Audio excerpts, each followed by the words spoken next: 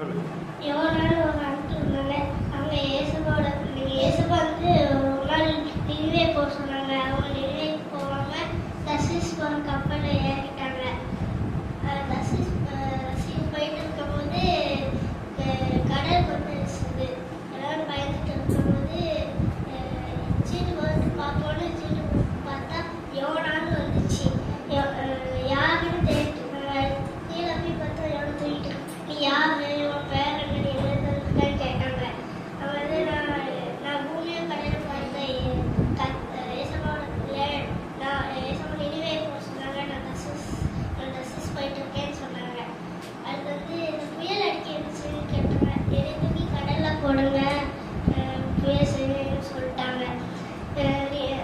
YONO தூக்கி கடலில் போட்டபோது போயிடுச்சு. ஏசப்பா பெரிய மீனை சாப்பிடணும்னு சொன்னாங்க. மீன் வந்து